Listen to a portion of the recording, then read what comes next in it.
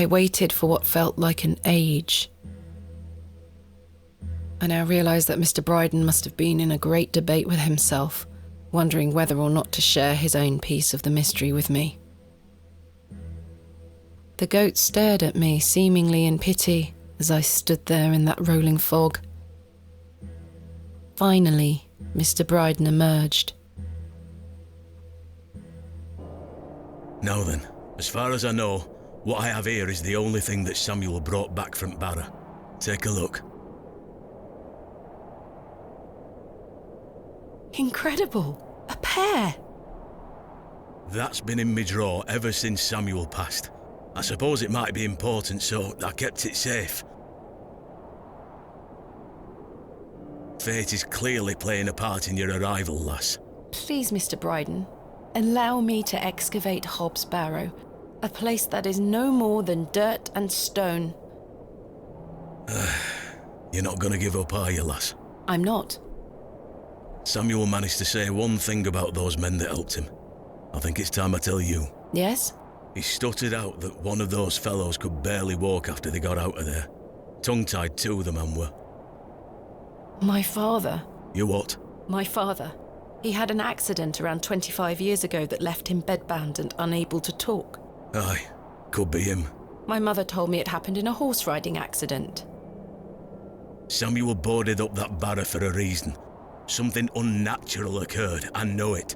Mr. Bryden, we must rely on our rational faculties to explain any... Promise me you'll be careful. Any sign of trouble, leave without hesitation and we board that accursed place up again. Understood? Wait, you're giving me permission to excavate? Aye. Against me better judgment. I don't have the energy to stop you, lass. Thank you so much. I am grateful. Don't make me regret my decision. Take Samuel's stone. Are you sure? Aye. Give it back to me when you're finished, though. I promise. Thank you. I'll be sure to show you my discoveries, Mr. Bryden. I'd rather you don't. Now then, I've got things to get on with. I don't suppose you can spare any labour to help me with the dig? Don't push your luck, lass. Market's on today. Plenty of able-bodied men about. Ta-ra now. And like that, I finally had permission to excavate Hobbs Barrow. As exciting as that was, I was distracted by what Mr. Bryden said of his brother's associate. There was no doubt in my mind that father was the stricken man he spoke of. You told me he was crippled after coming off his horse. Why did you lie to me? To protect me? To stop me from following in his footsteps? You failed. And so did Charles Bryden. He should have said no. He should have never given me that stone.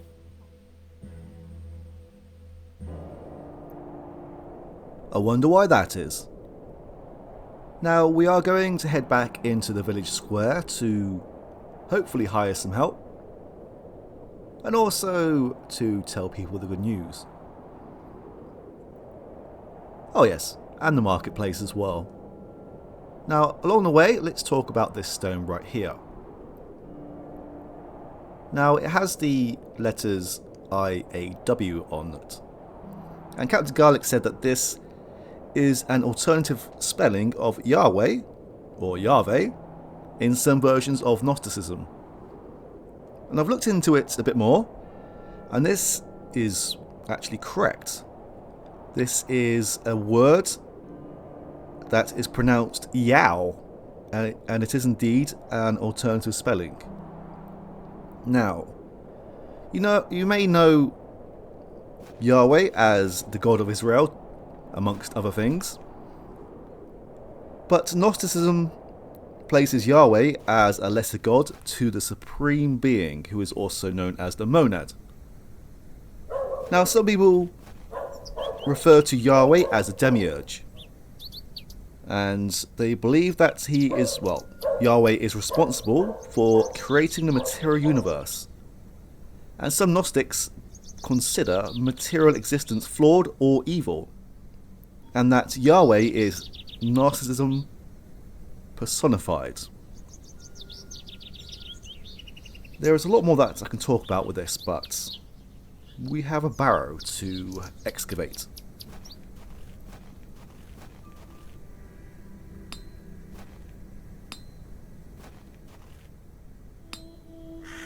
Good day. Hey up. What do you make of these stones? Don't look like out to me.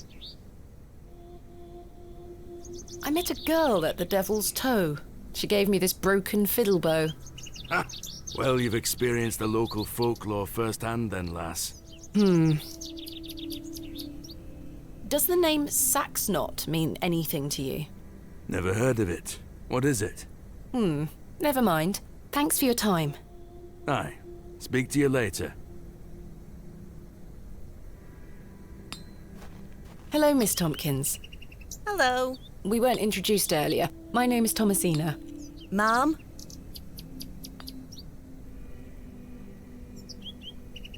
How do you fare, Miss Tompkins? I'm waiting for Mr. Ambrose. Have you seen him? Who's that?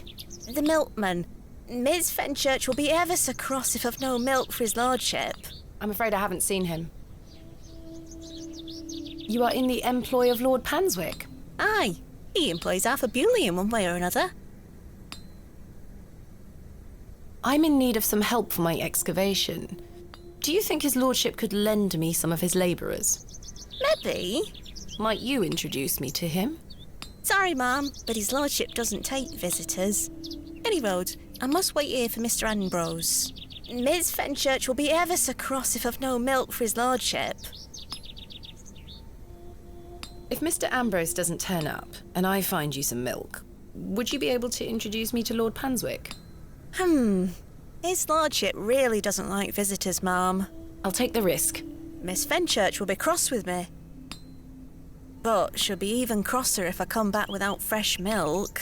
So, do we have a deal? Aye, bring me some milk and I'll take you to his lordship. Thank you. But hopefully Mr. Ambrose will arrive soon. Have you been waiting long for Mr. Ambrose? Aye, he should have been here a good 2 hours ago. He's here every market day, you see. He sells only the freshest milk. Miss Fenchurch swears by it. I hope misfortune hasn't befallen him on his way here. I'm sure he will turn up. Oh, I hope so. Are you familiar with Hobbs Barrow? What's that? Never mind. What do you make of these stones? Oh, gives me the creeps. Why? Dunno, just a feeling. Who is Miss Fenchurch? His lordship's housekeeper.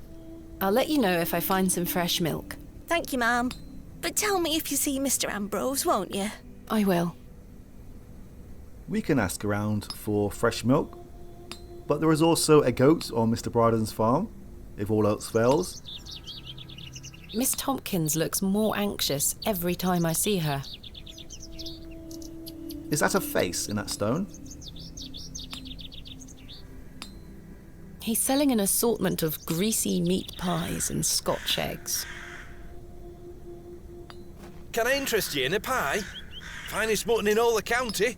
2p each. No, thank you. You're missing out. Perhaps you'd be more interested in a Scotch egg. Freshly made, just 1p each. No, thank you. I'll take a Scotch egg for a penny. Sacks of apples and cabbages. They've all seen better days. The produce is not mine to take. A jolly-looking fellow. He'd make a fine snake oil salesman. Good day. Freshly picked apples, miss. Would you like to try one on the house like? Well, it is free. Yes, please. Here you are, miss. The apple looks somewhat rotten. It's riddled with holes. The apple looks somewhat rotten. It's riddled with holes. Nice. Good day. How did you like your apple? I'm afraid it is rather rotten, sir. Hey up. That's slander, that is. Don't you be going round telling folk I'm handing out rotten apples. But you are, though. Various chards and beets. Not tempting. She is selling various herbs, some familiar looking, some not. A decent selection of cuts and sausages. I'm not hungry. Tins of corned beef. Ghastly. Corned beef is okay, but it's definitely not my first choice. She looks rather grumpy. Good day. Fresh produce. What have you got for sale? I'm selling meat, vegetables, and all sorts of herbs and things. You're welcome to have a gander. I'll be sure to browse. Do you have any milk for sale? Not today, sorry. Goodbye. Ta-ra, miss.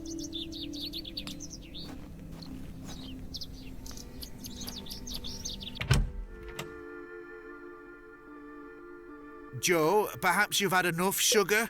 Don't you start an all.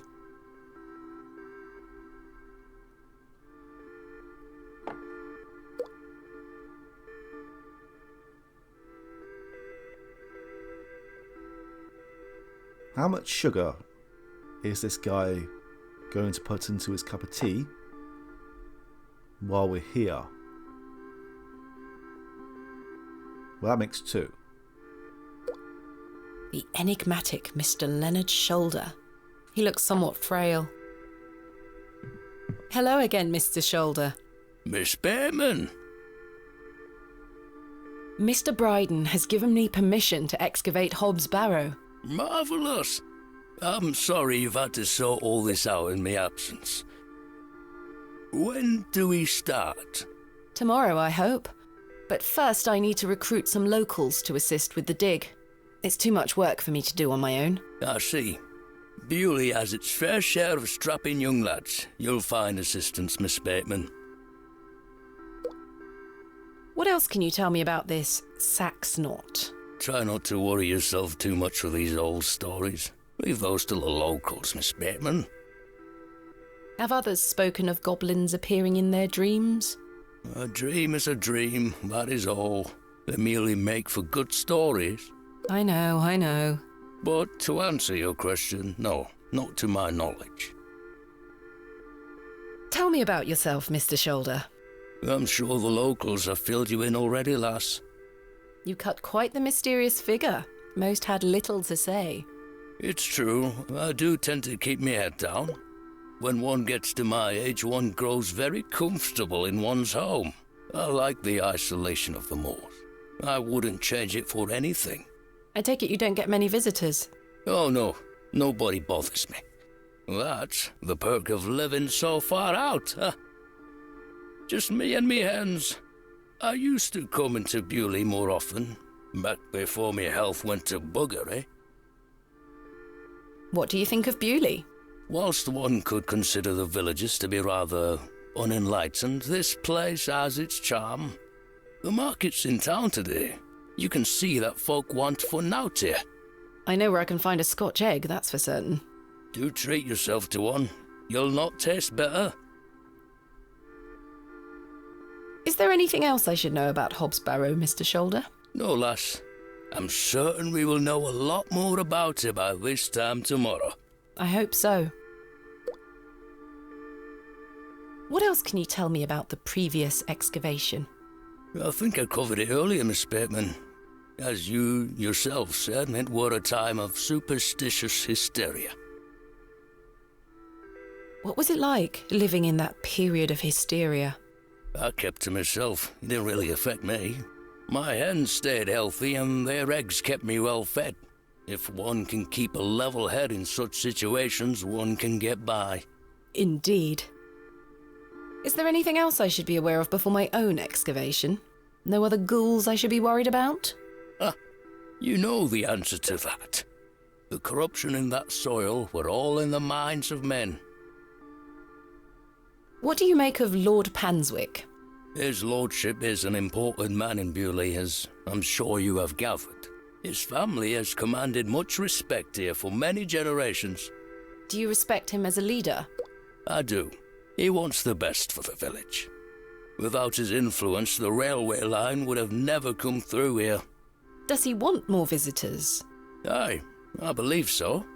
He has great ambitions for Bewley and wants to share them with the world. What do you make of Mildred Walker? Who? I believe she's also known as Mother Mildred. Oh, we used to get about when we were children. Our paths have not crossed in a long while. What do you think of Charles Bryden? He is a decent man. It must have been hard for him after that terrible business with his brother. Without a doubt. I must say I had assumed you had at least spoken to him about my visit. Sorry, lass, I had no intention of giving you the runaround. Again, I can only apologise. He said he had no intention, but he still did this deliberately. If you don't mind me asking, what is the nature of your ongoing illness? Oh, just the ravages of age. Getting off this bench will be a small battle in itself. Something you won't need to worry about for many a year, Miss Bateman. Growing old is a blessing and a curse. And what of your recent fever? An ordeal it were. So much tossing and turning. But I'm right as rain now, especially after a mug of ale. Don't worry about me. What are Lord Panswick's plans for Bewley? He's rebuilding an old chapel on his estate. He seeks to bring God back to these lands. But what of St. Edmunds? I think Father Roach might argue God has never left. Indeed. Let's leave such arguments to them, shall we? Thank you for your time. Aye, Miss Bateman. I'm looking forward to tomorrow. How many more sugar cubes is he going to add to his tea? He'll have no teeth left by the end of the day. Hello? Oh, aye, she's back again. Can't a man drink his tea in peace? There's nought for you here, lass. Horrible man. How many more sugar cubes is he going to add to his tea? He'll have no teeth left by the end of the day. You've just said that. A heap of glistening sugar cubes. Hands off me, sugar! I think this is supposed to be for all the patrons, sir. I said hands off! Come on, Joe. Be nice to our visitors. Ha! This place has gone to buggery. My mother has a similar one. I prefer my tea hot and fresh. Just looking at it makes my teeth hurt. You found old Leonard, I see. Yes, finally. I've had some rather unbelievable news, Stanley. Oh?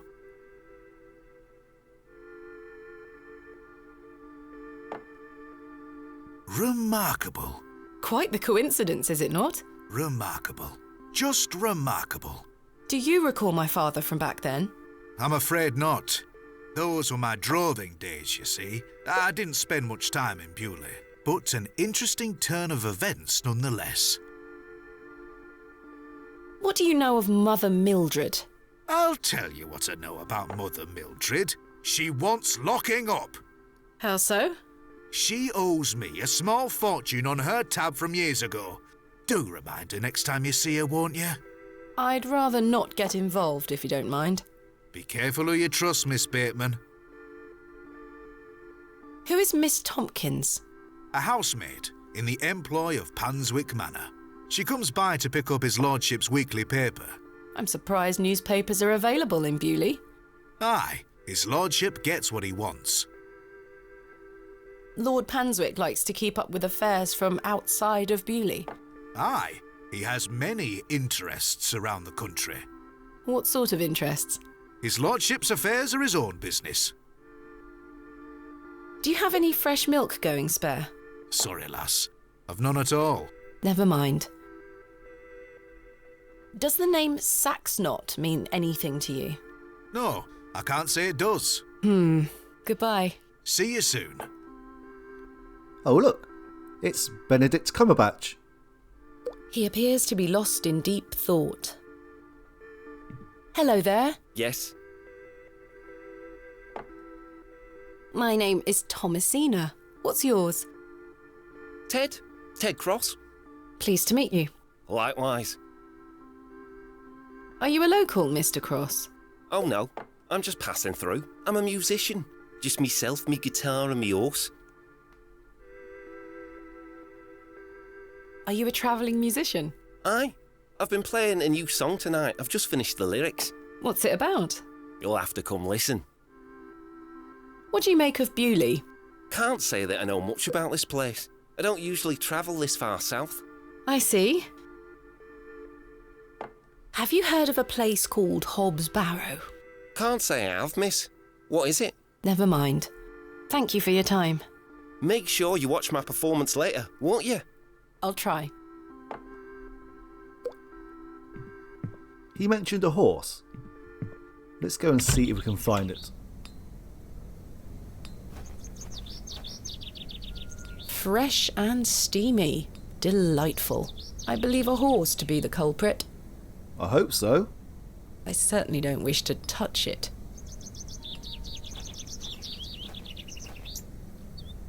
A fine specimen. She's well looked after. Horsehair would make fine bowstring.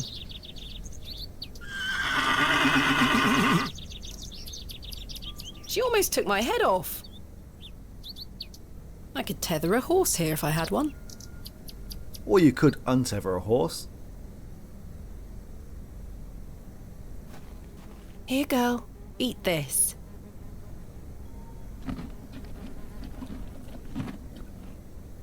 Good girl. Hopefully that's gained some trust between us. I can't rip the hair from her tail with my bare hands.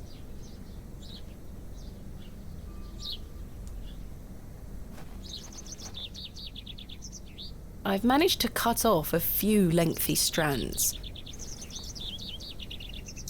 I've taken a few long strands of horsehair. I must coat the hair with something waxy first, otherwise the string will have no friction.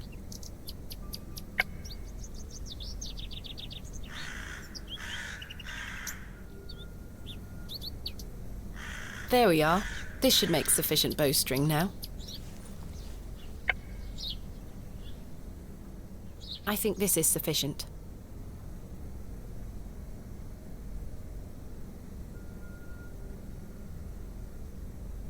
I've done it. The bowstring seems to hold on sufficiently. My makeshift bowstring has been attached. Groovy. Now, before we go back to Mr. Bryden's farm, let's return this bow.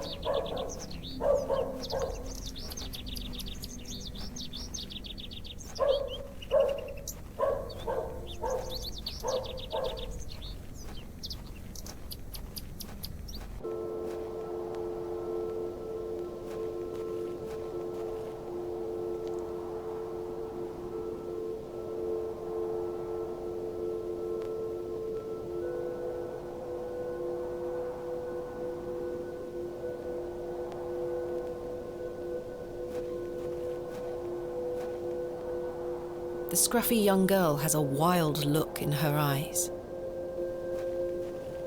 Look what I have for you.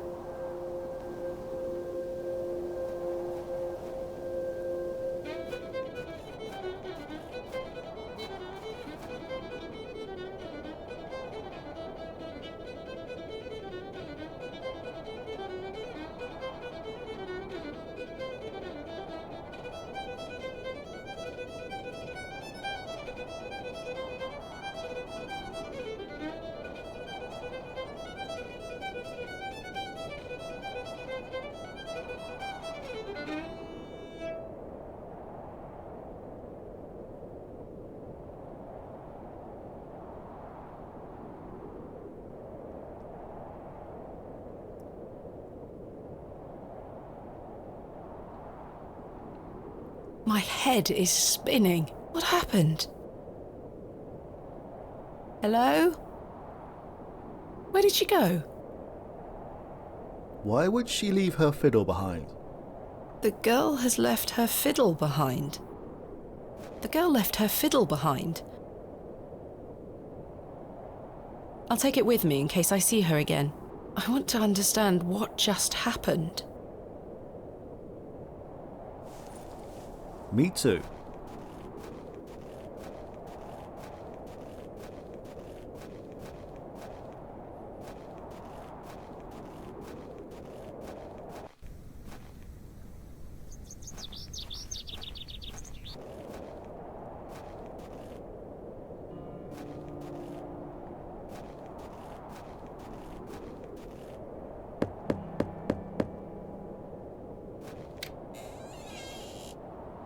What do you want?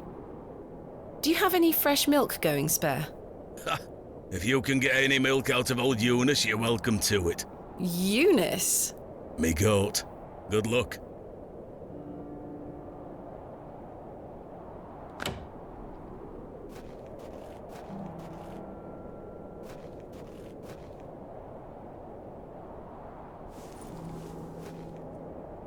Alright, Eunice. We're going to be gentle. The empty bucket smells of rancid milk. The fiddle and bow, left to me by the young girl at the Devil's Toe. I don't suppose that she wants this. Hey girl, would you like an apple?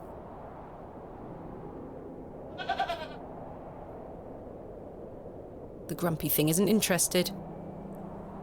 I'm not surprised. All right, we're doing this.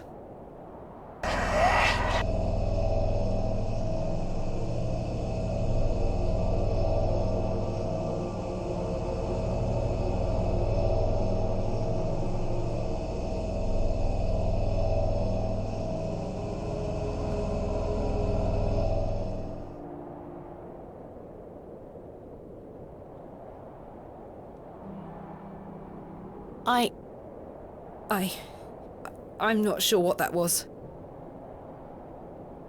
I don't know what's happening to me. All this superstitious nonsense must be getting to my head.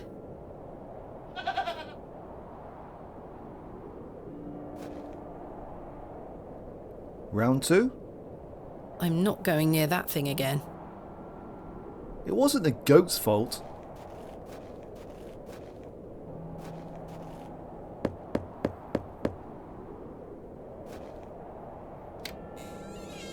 Well, did you get any milk out of her? I tried, and failed miserably. She's a temperamental beast. Perhaps you could milk her for me? I'd like to help you, lass, but I've just had a flare-up in me joints. I've worked myself too hard this morning. I couldn't bend down to save myself. Is there anything I can do to help? My wife would say I'm beyond any help, I'm certain of that. But if you know of any remedies for aching joints, please send them my way. I'll see what I can do, Mr. Bryden. I'm going to rest for a while. Ta-ra now.